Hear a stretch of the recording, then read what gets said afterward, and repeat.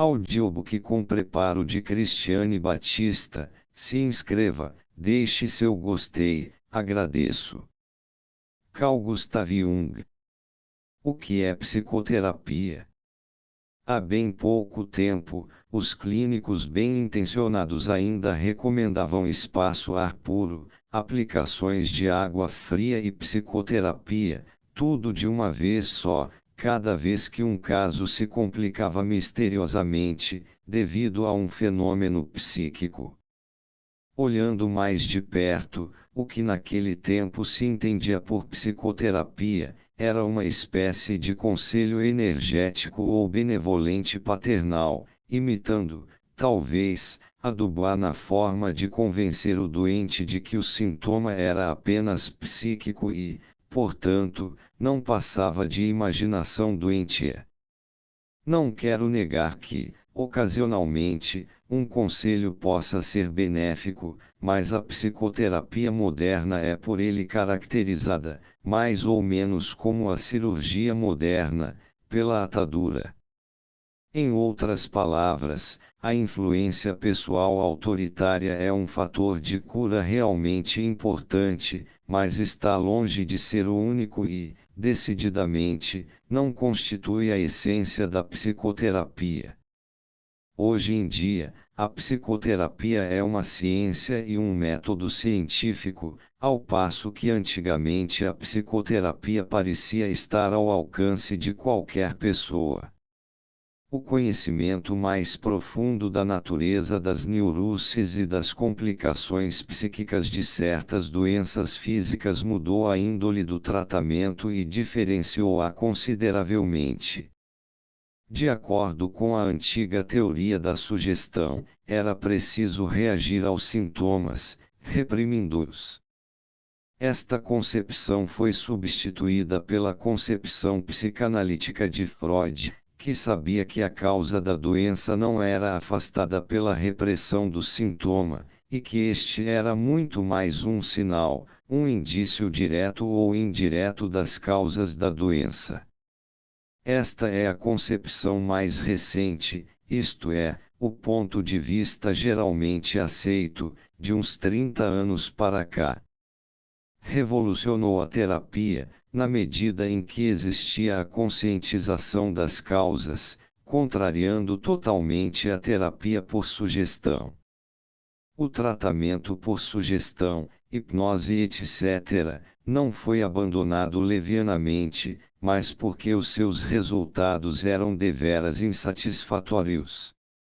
Na realidade, a sua aplicação era relativamente fácil e prática, permitia que um clínico habilidoso tratasse de vários pacientes ao mesmo tempo, e, pelo menos, parecia ser o início auspicioso de um método realmente lucrativo.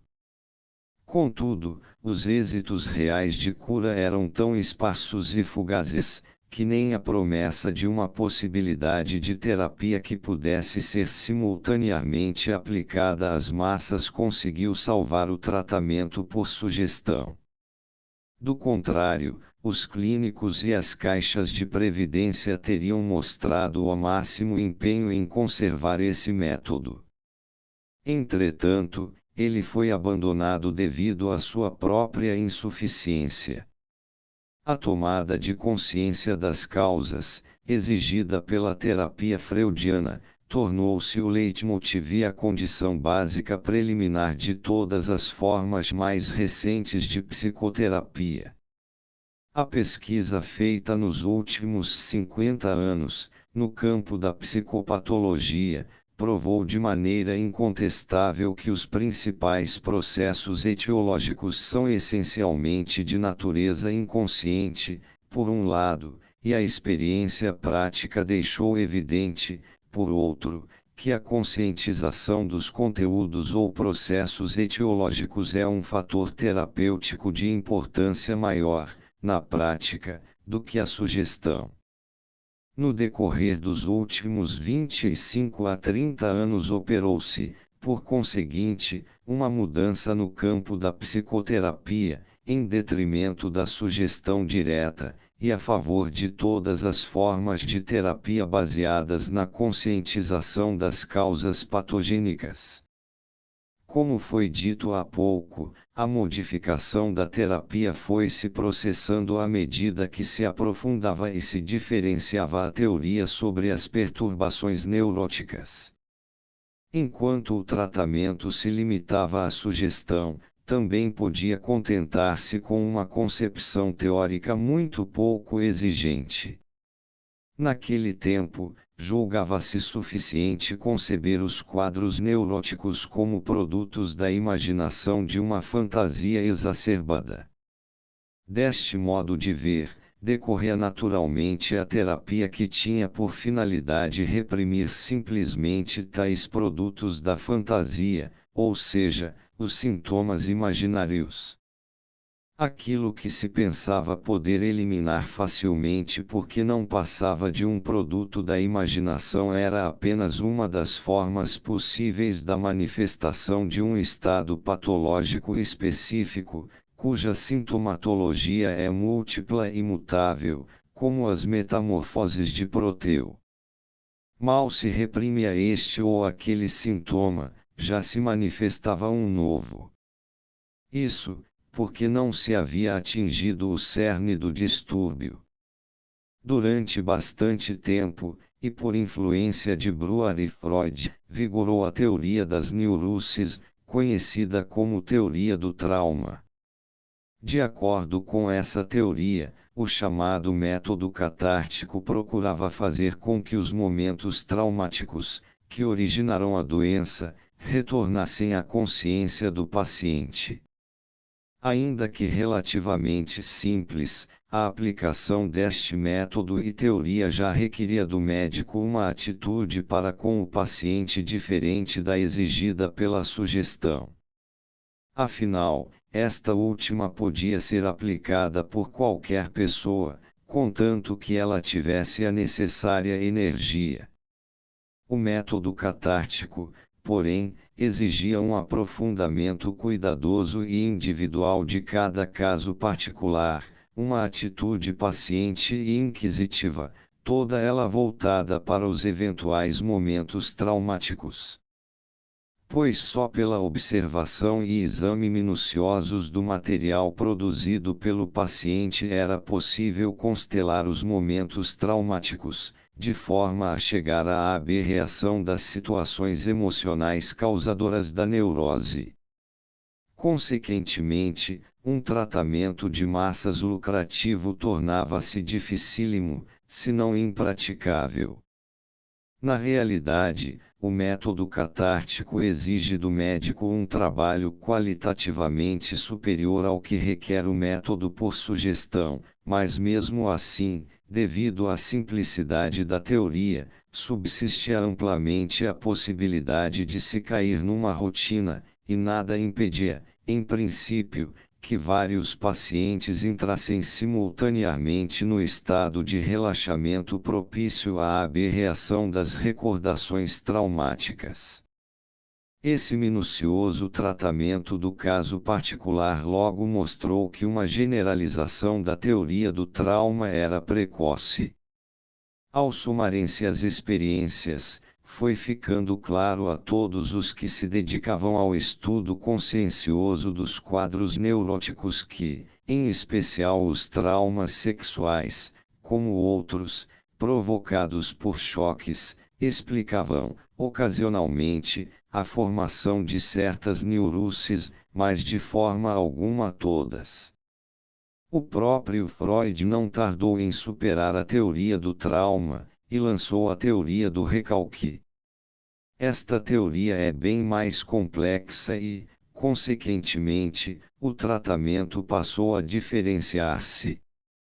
A impossibilidade de se chegar a resultados satisfatórios pela simples aberração tornou-se evidente, já que a maioria dos casos de neurose nem são causados por traumas.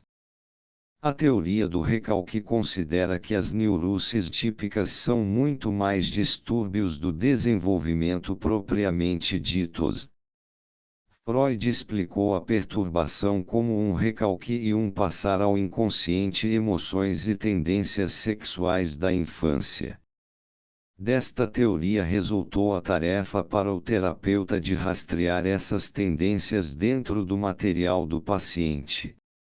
Mas, visto que essas tendências recalcadas são, por definição, inconscientes, a sua existência só podia ser comprovada pelo amplo exame da anamnese, bem como das atuais atividades da fantasia do paciente.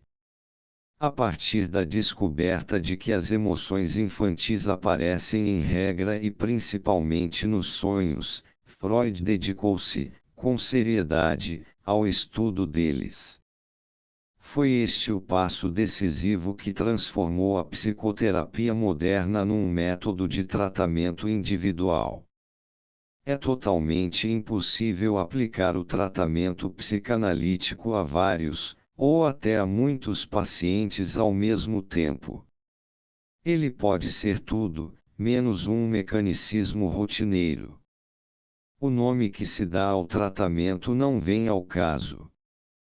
Podemos chamá-lo de psicológico individual, como Adler, ou psicanalítico, como Freud Steckel, ou por outro nome qualquer. Verdade é que toda psicoterapia moderna que pretende ser responsável do ponto de vista médico e respeitada por sua seriedade científica, já não pode ser de massas, mas depende do interesse amplo e sem reservas dispensado a cada paciente individualmente. O procedimento é necessariamente muito trabalhoso e demorado. É certo que se fazem muitas tentativas no sentido de abreviar ao máximo a duração do tratamento, mas não se pode afirmar que os resultados tenham sido animadores. Porque quase sempre as neuroses são produto de uma evolução defeituosa, que demorou anos e anos para se formar, e não existe processo curto e intensivo que a corrija. O tempo é, por conseguinte, um fator insubstituível na cura. As neuroses ainda são consideradas, erroneamente, como doenças sem gravidade, principalmente por não serem tangíveis nem corporais. As neuroses não matam como se numa doença física sempre existisse a ameaça de um fim letal. No entanto, o que se esquece por completo e nisso diferem da doença física é que elas podem ser extremamente deletérias em suas consequências psíquicas e sociais, muitas vezes piores que as psicoses que, como tais, geralmente levam o doente ao isolamento social, tornando-o, portanto, inofensivo. Um joelho anquilosado, um pé amputado, uma longa tuberculose pulmonar, são preferíveis, em todos os sentidos, a uma neurose grave. Quando se considera a neurose não apenas do ponto de vista clínico, mas sobretudo do ponto de vista psicológico e social, chega-se à conclusão de que se trata realmente de uma enfermidade grave, mormente devido aos seus efeitos sobre o meio ambiente e sobre a maneira de viver do indivíduo. O ponto de vista clínico, por si só, não abarca, nem pode abarcar, a essência da neurose, pois ela é muito mais um fenômeno psicossocial do que uma doença sensu strictiori. A neurose obriga-nos a ampliar o conceito de doença além da ideia de um corpo isolado, perturbado em suas funções, e a considerar o homem neurótico como um sistema de relação social enfermo. Feita a correção da nossa maneira de encarar a neurose, não nos surpreenderá mais o fato de o seu tratamento ser um assunto extremamente trabalhoso e complicado em todos os sentidos. Infelizmente, as faculdades de medicina têm dado pouca atenção ao fato de ser grande o número das neuroses existentes e enorme a incidência das implicações psíquicas em doenças orgânicas, que são justamente a causa da sobrecarga do médico que clínica, ainda que ele não o perceba. O currículo das faculdades não o prepara para enfrentar esse seríssimo problema, e muitas vezes o médico nem chega a ter a menor oportunidade de receber alguma orientação nessa área, que na prática é tão importante. Por mais que, no início, a psicoterapia moderna se tenha apoiado principalmente nos méritos de Freud, identificar pura e simplesmente o tratamento psíquico com a psicanálise freudiana, seria um erro muito grande apesar de isso ainda ocorrer com frequência. Aliás, este engano é fomentado pelo próprio Freud e por seus adeptos, que concebem sua teoria da sexualidade e seu método, sectariamente, como a única salvação. A psicologia individual de Adler é uma contribuição que não pode ser menosprezada, e representa, por conseguinte, uma ampliação do ponto de vista psicológico. A teoria e o método da psicanálise são corretos e verdadeiros, em muitos pontos. No entanto, sua verdade limita-se essencialmente ao sistema sexual da relação, e é cega a tudo quanto não lhe esteja subordinado. Adler provou que não são poucas as neuroses que podem ser explicadas de maneira diferente, e com melhores resultados. Essa evolução mais recente vem procurando estabelecer como meta terapêutica não só a conscientização dos conteúdos e das tendências causadoras das doenças, mas, além dela, também a volta, redução, aos instintos primitivos e simples, a fim de restabelecer no paciente sua condição humana natural e sem deformações. Esse intento não é apenas louvável, mas também prático, lógico e promissor. Tendo em vista as enormes dificuldades apresentadas pelo tratamento das neuroses, as curas conseguidas são bastante animadoras, muito embora os níveis atingidos ainda não sejam os ideais, a ponto de dispensar qualquer desejo de melhorá-los. A redução aos instintos, em si, é um assunto meio problemático, pois o homem sempre viveu em pé de guerra com os seus instintos, ou, em outras palavras, os próprios instintos estão em constante conflito uns com os outros. Daí o perigo de, pela redução aos instintos, o conflito neurótico original ser apenas substituído por outro. Freud substituiu a neurose pela chamada neurose de transferência, para citar um só exemplo. Para evitar esse perigo, a psicanálise procura anular, pela tomada de consciência, as tendências que se convencionou chamar de desejo infantil, ao passo que a psicologia individual procura substituí-las pela coletivização do indivíduo, baseando-se no seu instinto gregário. Freud representa o racionalismo científico do século XIX e Adler, as tendências político-sociais do início do século XX. Diante desses pontos de vista, baseados em pressupostos nitidamente condicionados pelo momento histórico, tenho insistido na necessidade de uma maior individualização do método terapêutico e na irracionalização ao fixar as suas metas, a fim de garantir a maior imparcialidade possível. No desenvolvimento psicológico é importante que o médico deixe imperar a natureza, e que evite, na medida do possível, influenciar o paciente com seus próprios pressupostos filosóficos, sociais e políticos. Ainda que todos os cidadãos suíços sejam iguais perante a lei, eles são bastante desiguais entre si, e por isso, cada indivíduo só pode alcançar a felicidade a seu próprio modo. Com isso, não se visa o individualismo, mas unicamente uma forma de estabelecer a condição prévia indispensável a todo ato responsável, que é que cada qual se conheça a si mesmo e sua própria maneira de ser, e que tenha a coragem de assumi-la. O homem só passa a ser responsável e capaz de agir, quando existe a seu modo, senão, não passaria de um Maria vai com as outras, ou de um moleque de recados, sem personalidade própria. Os amplos problemas da psicoterapia moderna, não os menciono aqui para esgotar o assunto, mas simplesmente para mostrar ao leitor os tipos de problemas com que se defronta um tratamento, que tem por finalidade fazer com que um desenvolvimento falho, neurótico, retome seus rumos naturais.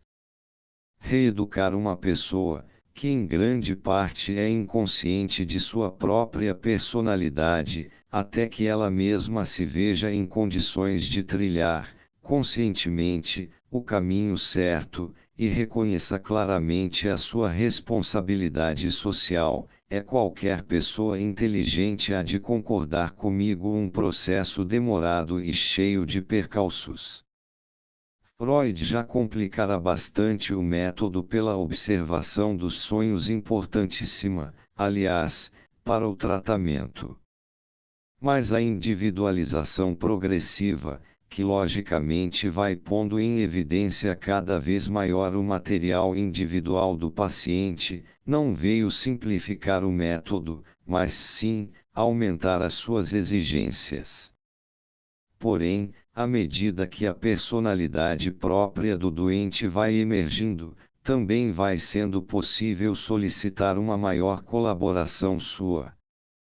Enquanto que o psicanalista considera imprescindível ver o cliente 1 hora todos os dias da semana, durante vários meses seguidos, a mim me bastam 3 a 4 sessões semanais, nos casos mais difíceis.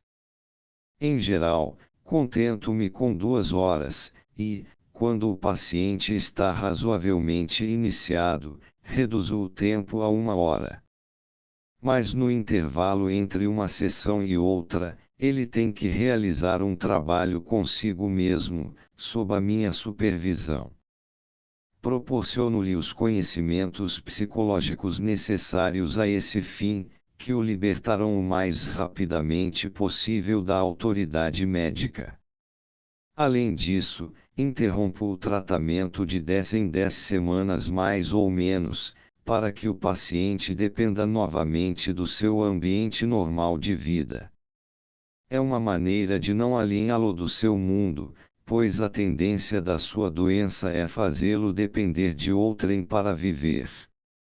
Este método atribui ao tempo uma importante função na cura, sem que o paciente tenha que pagar o tempo do médico. Se as pessoas são bem orientadas, em pouco tempo, a maioria delas se torna capaz de colaborar, embora modestamente, no início. A minha experiência me ensinou que o tempo absoluto da cura não é abreviado com sessões demasiadamente frequentes. Qualquer tratamento sério e meticuloso é demorado. Por isso, ao espaçar as sessões, e ao preencher os intervalos com o trabalho próprio do paciente, o tratamento torna-se menos oneroso, financeiramente, para o paciente de menores recursos, do que a análise de sessões diárias, consideradas necessárias devido ao efeito, duvidoso, da sugestão. Em todos os casos evidentes de neurose, torna-se imprescindível uma certa reeducação e transformação da personalidade, pois se trata invariavelmente de uma evolução deficiente do indivíduo, que, em regra, remonta à infância. Com base neste conhecimento, o método moderno também tem que levar em conta os pontos de vista humanísticos, isto é, os pontos de vista pedagógicos e filosóficos. É esta a razão por que uma formação estritamente médica está se revelando cada vez mais insatisfatória. Em todo caso, um pré-requisito para o exercício dessa atividade deveria ser um profundo conhecimento em psiquiatria. Mas qualquer terapia baseada em sonhos, para ser eficaz, exige um considerável suplemento de conhecimentos em matéria de simbologia, que só pode ser adquirida através do estudo da psicologia primitiva e do estudo comparativo das mitologias e religiões.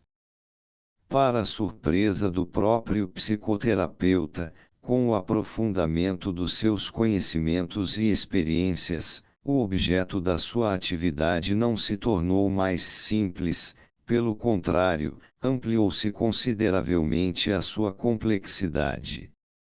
Já começa a surgir no horizonte o esboço de uma nova psicologia prática. Essa psicologia reunirá os conhecimentos do médico, bem como os do educador e de quantos se preocupem com a alma humana. No entanto, até isso acontecer, a psicoterapia continuará sendo da responsabilidade do médico e é de se esperar que as faculdades de medicina deem ouvidos a essa exigência dos doentes para com os médicos.